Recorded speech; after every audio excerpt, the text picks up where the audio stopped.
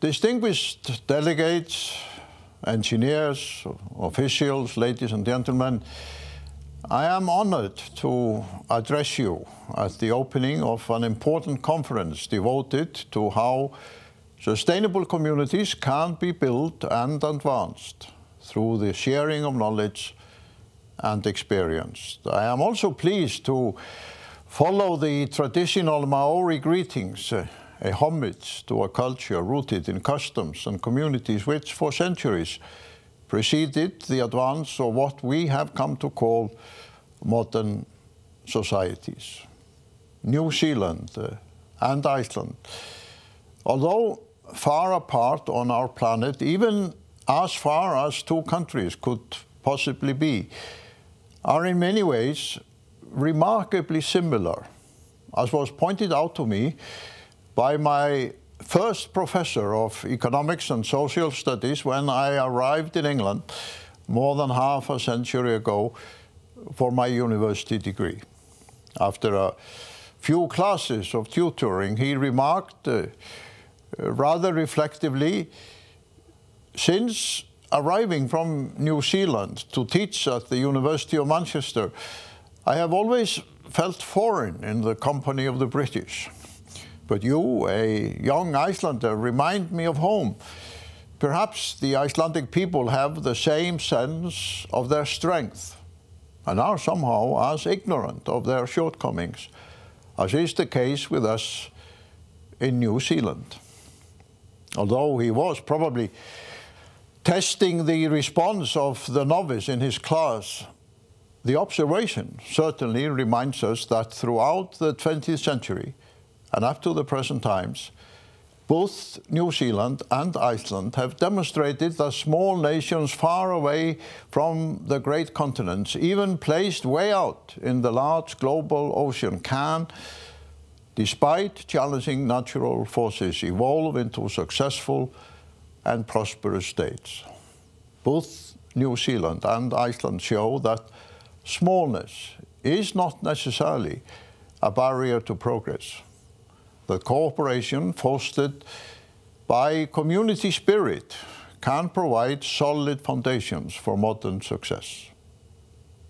I am often asked how Iceland managed within the lifetime of one generation to move from being perhaps the poorest country in Europe, a nation of farmers and fishermen, to sharing with the other Nordic countries, and in many cases New Zealand, the top places in international ranking of states.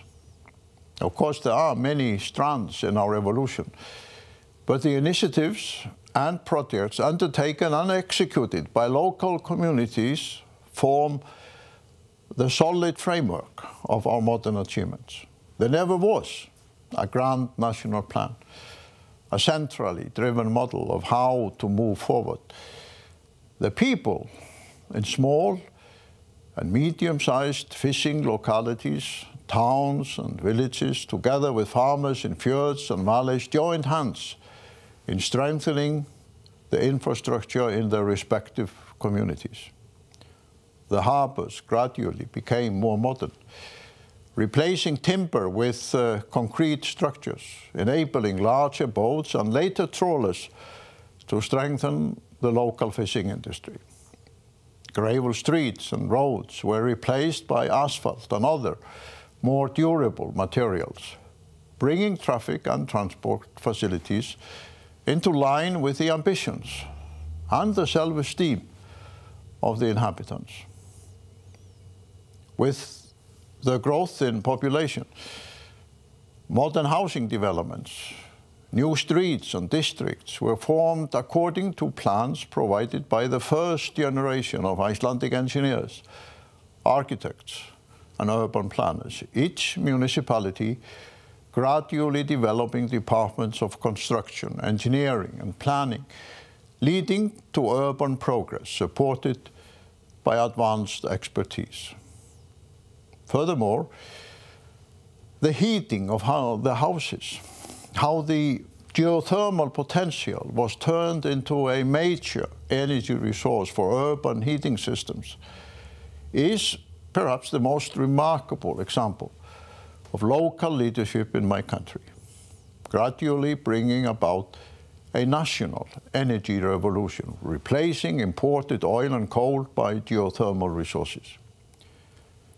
In the early decades of my life, over 80% of Iceland's energy came from imported fossil fuel.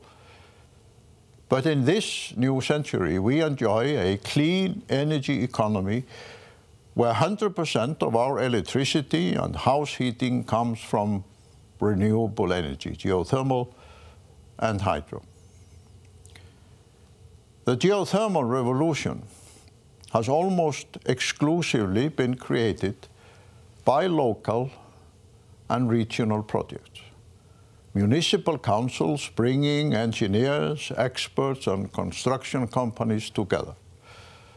As a consequence, the communities gained not only cheap, reliable, clean energy, but also came to benefit from various other business and lifestyle opportunities. Greenhouse agriculture now provides the Icelandic people with tomatoes, peppers, cucumbers, and other healthy nutritional vegetables.